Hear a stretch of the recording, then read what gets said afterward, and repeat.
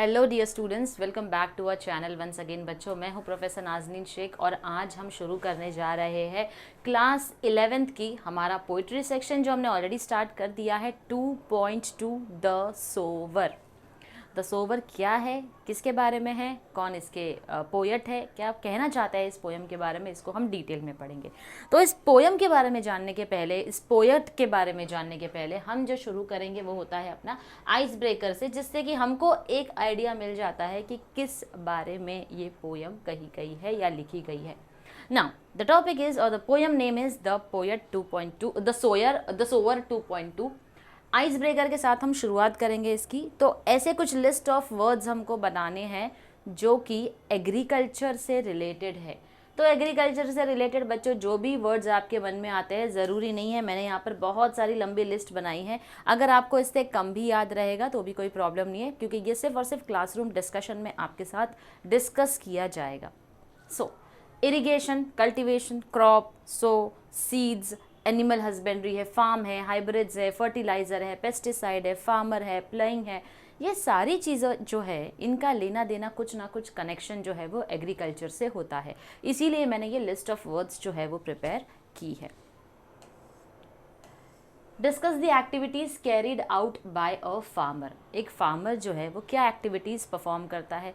Playing का काम करता है, सोइंग, अच्छा ये जो वर्ड है सोवर, यानी कि इसको जो बीज बोने का काम करता है, बीज को जो हम बोते हैं मतलब हम चाहते हैं कि यहाँ पर खेती हो, अच्छी खासी फसल हो या कोई झाड़ उग कर आ जाए। जैसे 2.1 में द चेरी ट्री था, तो चेरी ट्री में जो पोएट है रस्किन बॉन्ड, जिन्होंने कहा था कि कुछ साल पहले मैंने एक क्या किया था, एक सीड को सो किया था, यानी कि एक बीज को बोया था और उसको मैं भूल भी चुका था।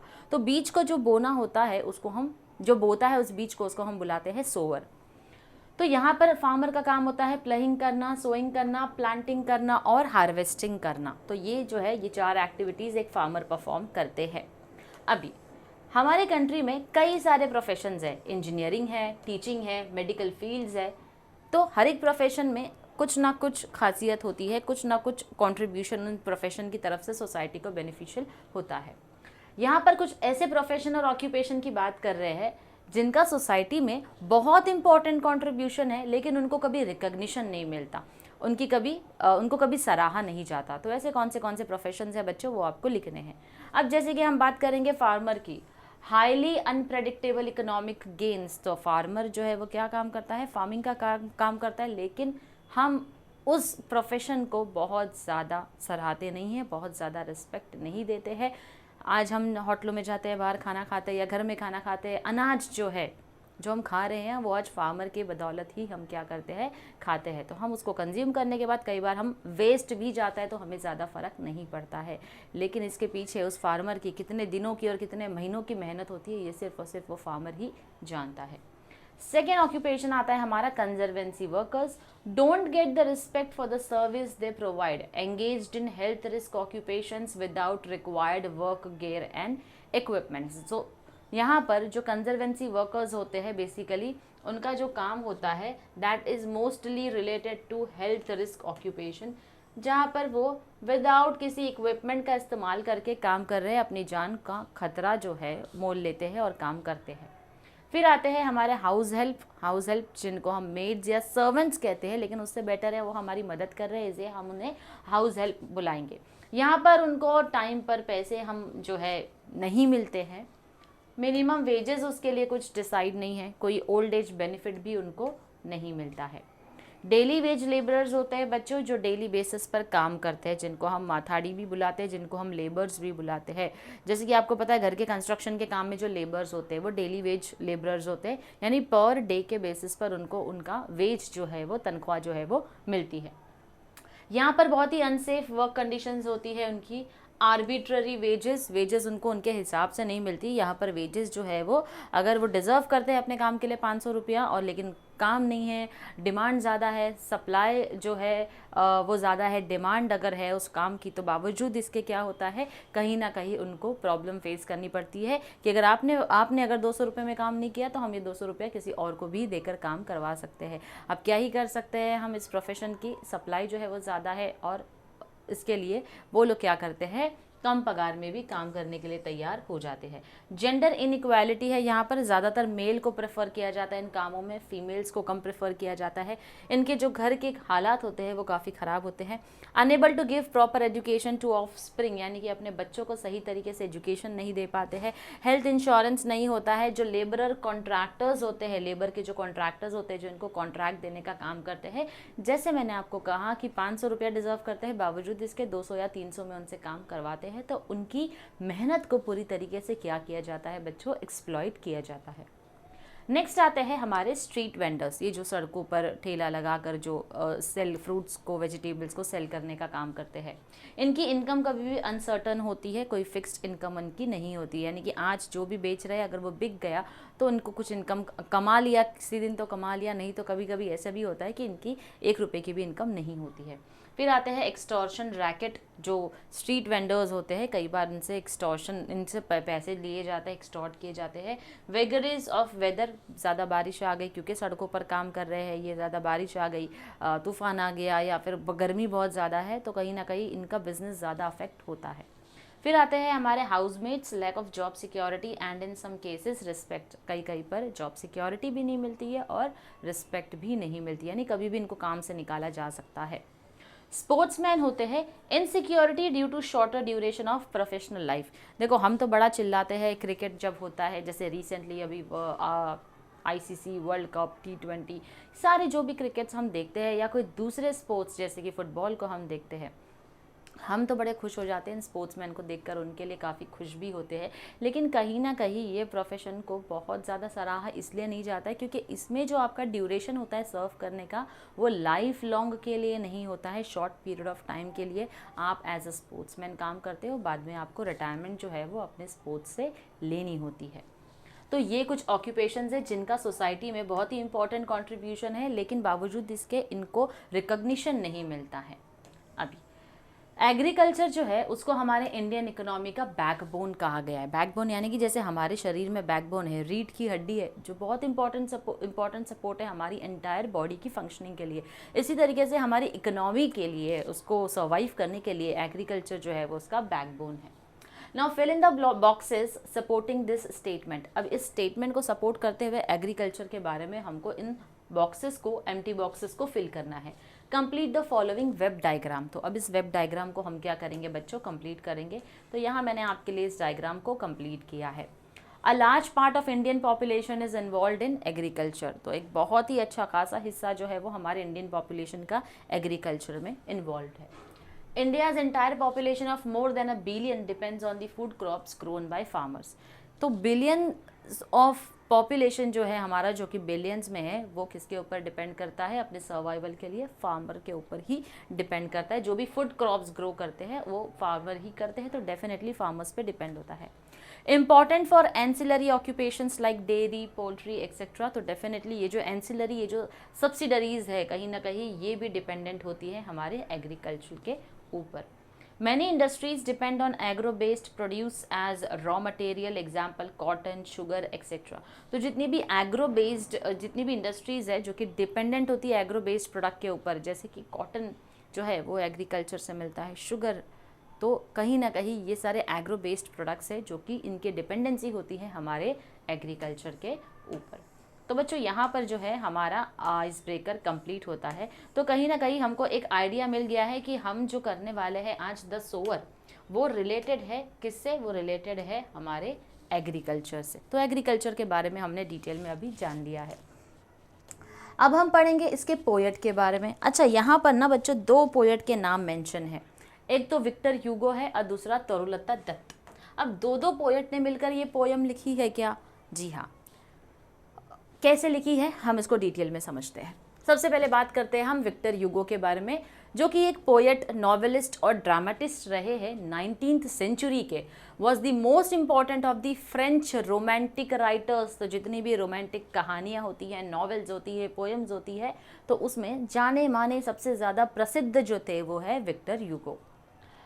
दो regarded in France as one of the country's greatest poets, he is better known for novels as Notre Dame de Paris, which was written in 1831, and Les Miserables, which was written in 1862.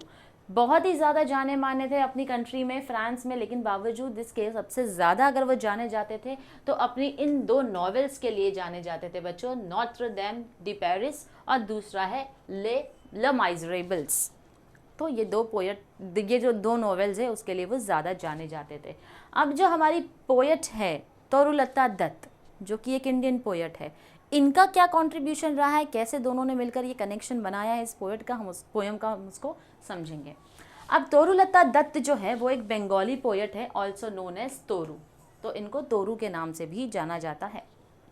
Wrote in English and French, was born on 4th March 1856 in Kolkata. Definitely she was a Bengali poet, तो कोलकाता में उनका जन्म हुआ है। वो दोनों ही language में poem लिखती थी, इंग्लिश और फ्रेंच लैंग्वेज में। She is considered to be the first Indian poetess to write verses in English and French, यानी कि वो हमारे कंट्री की पहली ऐसी पोएटेस थी जो कि क्या करती थी, इंग्लिश और फ्रेंच दोनों में ही पोएम लिखती थी।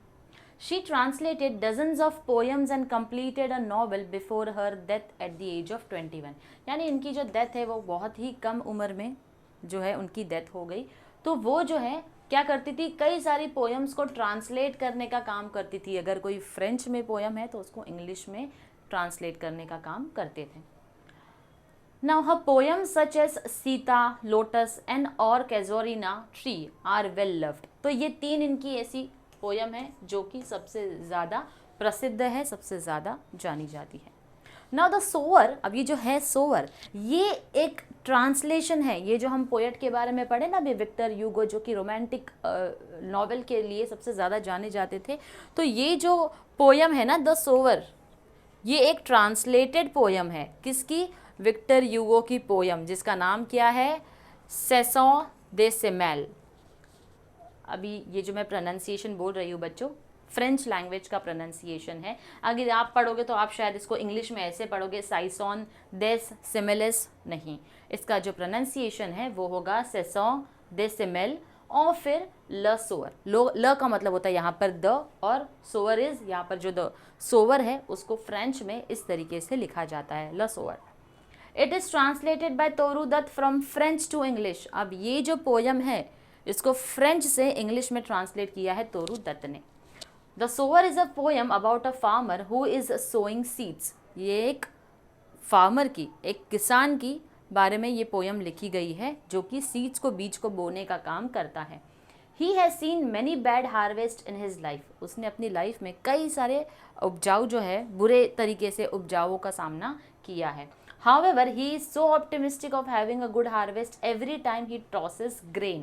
बावजूद इसके कि कई बार खेती से जो भी उपजाऊ हुआ है, जो भी उन्होंने अनाज को बोया है, कई बार उनको शायद नुकसान उठाना पड़ा है, बावजूद इसके वो लाइफ में बड़े पॉजिटिव थे कि नहीं ठीक है, इस बार नुकसान हो गया, कोई बात नहीं, शायद अगले बार मेरा फ़ायदा हो, शायद अगले बार मैं सही तरीके से जो ग्रेन्स है, जो अनाज है, उसको सही तरीके से उसकी उपजाऊ जो है वो कर पाऊँ। तो ये है एक जिस्ट हमारे इस पोयम के बारे में, हमारे दोनों पोएट के बारे में। तो बच्चों दो पोएट का नाम इसीलिए है क्योंकि विक्टर ह्यूगो की ये पोयम है सेसों दे सिमेल ल सोएर।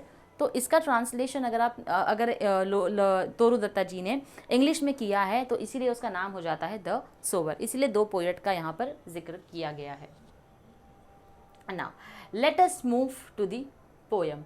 अच्छा, यहाँ पर अगेन बच्चों कुछ वर्ड्स को मैंने और ज़्यादा डिटेल में आप लोगों के लिए लिखा है ताकि जब भी आप पढ़ाई कर रहे हैं तो आप क्या करेंगे, तो पहला काम जो आपको करना है वो करना है एक नोटबुक और एक पेन लेकर बैठना है, ताकि जैसे जैसे हमारी पोयम चल रही है आप भी चीज़ों को नोट डाउन करेंगे। तो शुरू करते हैं हम हमारी poem the sower. Sitting in a porch way cool, sunlight I see dying fast. तो sitting in a porch way cool, तो यहाँ पर जो एक वेरांडा होता है, पॉश वे का मतलब होता है एक वेरांडा, और a covered shelter in front of a building. अगर आप सर्च करेंगे गूगल पे कि एक वेरांडा कैसा दिखता है या फिर पोर्च वे सर्च करेंगे तो आपको पता चल जाएगा। घर के बाहर का एक ऐसा एरिया जिसको हम वेरांडा बुलाते हैं, जहाँ पर हम बैठते हैं, उसके ऊपर एक छत होती है जो बाहर का एरिया होता है, आराम से बैठने के लिए बनाया जाता है। तो वहाँ पर बैठे बैठे जो पोएट है वो क्या देख रहे हैं, sunlight I see dying fast. Sunlight यानी कि जो सूरज की रोशनी है वो ख़त्म हो रही है। वो ख़त्म होने का मतलब क्या होता है, सूरज की रोशनी ख़त्म होने का मतलब होता है धीरे धीरे दिन जो है वो क्या हो रहा है, ढल रहा है। Twilight hastens on to rule. अच्छा बच्चों, यहाँ पर twilight hastens on to rule का मतलब क्या है? सबसे पहले इस वर्ड ट्वाइलाइट का मतलब क्या होता है वो हम समझेंगे। ट्वाइलाइट का मतलब होता है the time after sunset and before it gets completely dark is twilight. Sunset के बाद का टाइम, जब सनसेट हो रहा है लेकिन पूरी तरीके से अंधेरा होने के पहले पहले, तो वो जो टाइम होता है उसको हम बुलाते हैं ट्वाइलाइट। अब ये Twilight hastens on to rule का मतलब क्या होता है?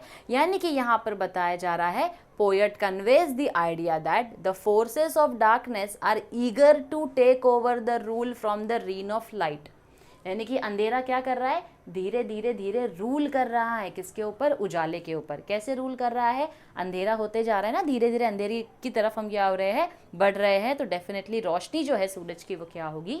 कम होगी। तो जैसे कि हमने कहा, धीरे धीरे डार्कनेस जो है वो क्या कर रही है? सनलाइट को कवर कर रही है। इसीलिए बोला जा रहा है twilight hastens on to rule. हेजन्स यानी कि डार्कनेस जो है वो रूल करने जा रही है किसके ऊपर? लाइट के ऊपर। वर्किंग हार्स हैव वेल नाई पास्ट। वेल नाई का पास्ट का मतलब होता है, जो हम बोलते हैं ना, लगभग, लगभग, ऑलमोस्ट, ऑलमोस्ट, पूरी तरीके से तो नहीं लेकिन ऑलमोस्ट क्या हो गया है? जैसे हमने कहा काम पूरी तरीके से ख़त्म नहीं हुआ, ऑलमोस्ट ख़त्म होने आया है। वो जो ऑलमोस्ट होता है, वो जो लगभग होता है, उसको हम बुलाते हैं वेल नाई पास्ट। तो वर्किंग आवर्स जो है, जो काम करने का जो नंबर ऑफ आवर्स होता है, वो ऑलमोस्ट क्या हो गया है? ख़त्म होने आया है। Shadows run across the lands. अब जैसे अगर आप फास्ट फॉरवर्ड मोड पर देखो कि किस तरीके से सूरज जो है वो ढल रहा है और धीरे धीरे अंधेरा होते जा रहा है, तो बस उसी सीन को याद कर लो जब हम कहते हैं shadows run across the land. यानी कि शैडो यानी कि परछाइयाँ, किसकी परछाइयाँ? अंधेरे की परछाई जो है वो उजाले पर पड़ते जा रही है। But a sower lingers still. But a sower, sower कौन है यहाँ पर? The person who plants the seeds, जो बीज बोने का काम कर रहा है। यहाँ पर सोवर कौन है? हमारा farmer. Lingers still, linger still का मतलब होता है अभी भी उसने अपना काम, ऐसा नहीं कि काम खत्म करके चला गया, अभी भी उसका काम जो है वो क्या है? बाकी है, अभी भी वो रुका हुआ है अपने काम को खत्म करने के लिए। Old in rags he patient stands. यानी कि रैग्स यानी कि अपने पुराने कपड़ों में वो अभी भी रुका हुआ है पेशेंटली अपने काम को ख़त्म करने। Looking on I feel a thrill. उसको देखकर मुझे बड़ा ही एक्साइटमेंट, थ्रिल यानी कि एक एक्साइटमेंट वाली फीलिंग होती है। तो ये एक्साइटेड जो है वो हमारे पोएट है यहाँ पर उस फार्मर को देखकर। Black and high his silhouette. अच्छा, सिलहाउट का मतलब यहाँ पर क्या होता है? A silhouette is an image or representation of an object or person. अब जैसे कि अगर मैंने बोला कि एक पेन का सिलहाउट होगा, तो पेन का सिलहाउट कैसे होगा? फॉर एग्जाम्पल एक शेडो जैसा शेप होगा। अगर मैंने बोल दिया किसी ह्यूमन बीइंग का, तो यूजुअली हम क्या करते हैं? ह्यूमन बीइंग को इस तरीके से क्या करेंगे? बनाएंगे, जिससे हमको समझ में आ रहा है कि ये एक ह्यूमन बीइंग का सिलहॉट है। मैं यहाँ पर ड्राइंग की बात नहीं कर रही, यहाँ पर एक शेडो टाइप परछाई जो होती है उसकी हम बात करते हैं। एक रिप्रेजेंटेशन की बात करती है किसी के इमेज की, उसको हम बुलाते हैं सिलहॉट। तो यहाँ पर हम फार्मर की बात कर रहे हैं कि ब्लैक एंड हाई हिज सिलहॉट। तो सिलहॉट डेफिनेटली परछाई जो है वो काली ही दिखाई देती है। Dominates the furrows deep. Dominates the furrows deep का मतलब क्या होता है? यहाँ पर डोमिनेट्स द फर्रोज डीप यानी कि वो क्या कर रहा है? वो जो है बीज बोने के लिए क्या कर रहा है? खेत में trenches in the soil for planting. अब बीज बोने के लिए आपको उसके अंदर क्या करना होगा? फार्म करके बीज बोने के लिए पहले उसको खोदना पड़ेगा, तभी आप जाके ट्रेंच करने के बाद ही अपनी सीड्स को सो कर सकते हैं। It suggest mastery over the land and the agricultural process. तो एग्रीकल्चरल प्रोसेस की शुरुआत कैसे होगी? पहले आप ज़मीन को खोदोगे, खोदने के बाद फिर उसके अंदर बीज को बोने वाले हो। बस इसी प्रोसेस को बोला जाता है dominates the furrows deep. Now to sow the task is set. तो जैसे उसने खुदाई कर ली पूरी तरीके से, अब जो है वो बीज बोने के लिए क्या है? तैयार है। सून शैल कम अ टाइम टू रीप। अब बीज बोएगा तो बहुत जल्दी ऐसा टाइम आएगा जब उसका बेनिफिट भी उसको मिलेगा। Marches he along the plain. तो marches he along the plain यहाँ पर क्या बोल रहा है? अब उसने बीज को बोकर फिर से उसको प्लेन कर दिया है। To and fro and scatters wide from his hands the precious grain. तो अभी अपने ही हाथों से वो क्या कर रहा है? अपने ही हाथों से उस ग्रेन को, वो अनाज को वो क्या करेगा? निकालेगा। Muse I and I see him stride. Okay, यहाँ पर बच्चों टू एंड फ्रो का मतलब मैंने लिखा है कंटिन्यूस एंड रिपीटेटिव मोशन है उसका। स्कैटर्स वाइड का मतलब होता है एक लार्ज एरिया में वो पूरा काम जो है वो अपना एक बहुत ही बड़े स्कैटर्ड एरिया में अपना काम कर रहा है। Muse I as I see him stride. Muse I का मतलब होता है रेस्ट इन थॉट। तो यहाँ पर मैं जो है वो उसके बारे में सोच रहा हूँ कि किस तरीके से वो खेत में बड़े बड़े अपने कदमों को जो है वो चलाकर पूरे खेत में, पूरे फार्म में वो क्या कर रहा है, घूम रहा है, किसके लिए, बीज को बोने के लिए। Darkness deepens fades the light. अब अंधेरा हो गया है और लाइट जो है वो क्या हो चुकी है, फेड हो चुकी है, जा चुकी है। Now his gestures to mine eyes. Now his gestures यानी कि वो जो भी काम कर रहा है, उसके काम करने के जो भी एक्शन है उसको यहाँ पर पोएट जो है वो बुलाता है जेस्चर्स। वो मेरी आंखों के क्या है, सामने है। ओके, यहाँ पर मैंने आगे मीनिंग लिखा है। Now his gestures to mine eyes are august and strange his height. Or august का मतलब यहाँ पर मंथ की बात नहीं कर रहे हैं। आर ऑगस्ट का मतलब हम यहाँ पर बात करते हैं कि उसके जो हाइट है, someone whose height is both impressive and unique. उसकी हाइट जो है, उसकी सोवर की जो हाइट है वो यूनिक भी है, एक अलग ही हाइट है, सबके कंपैरिजन में उसकी हाइट अलग है और उसकी हाइट बहुत ज़्यादा इम्प्रेसिव भी है। seems to touch the starry skies। तो यहाँ पर ऐसा लग रहा है उसकी हाइट को देखकर कि वो आसमान को छूने वाला है। एक्चुअल में इतनी हाइट नहीं बढ़ी कि वो आसमान तक पहुँच गया, लेकिन उसके कहने का मतलब है कि जल्द ही वो सक्सेस उसको मिल जाएगी जिसके लिए आज वो इतनी मेहनत, इतने हार्ड वर्क जो है वो कर रहा है। तो ये हमारी पोयम है जिसको लिखा है तोरू दत्त ने। अच्छा, अब बच्चों यहाँ पर कुछ हमको पूछा गया है सवाल, जैसे कि ट्वाइलाइट हैजन्स ऑन टू रूल, जिसका मतलब मैंने आपको यहाँ पर एक्सप्लेन किया है। यहाँ पर हमको और भी पूछा गया है द वर्ड मार्चेस सजेस्ट। ये जो लिखा हुआ है ना, marches he along the plain. तो मार्चेस का मतलब क्या होता है, यहाँ पर बोला जा रहा है the poet describes the peasant as someone who is in command of the land and fields around him. जैसे मैंने आपको बोला मार्चेस यानी कि पूरे खेत में वो क्या कर रहा है, अपने लॉन्ग स्टेप्स को लेकर चल रहा है। जहाँ पर the word marches in the line indicates his determination in discharging his bounden duty. यानी कि ये उसकी जिम्मेदारी है कि बीज को बोना है, तो उस बीज को बोने के लिए वो पूरा एक ब्यौरा लगा रहा है, किसका, अपने लैंड का, जहाँ पर वो बीज बोना चाहता है। तो यहाँ पर बच्चों हमारी जो पोयम है द सोवर होती है कंप्लीट। मिलती हूँ मैं आपसे अपने नेक्स्ट लेक्चर में, जहाँ पर हम करने वाले हैं डिटेल में इसका brainstorming session. Till then if you have any doubt please do make sure that you comment your doubt, या फिर मैं अपनी ईमेल आईडी पिन कर दूंगी कमेंट सेक्शन में, आप अपने डाउट्स को मुझे मेल कर सकते हैं। मिलते हैं आपसे अपने ब्रेनस्टॉर्मिंग के सेशन में। Till then stay tuned to our channel. Thank you very much.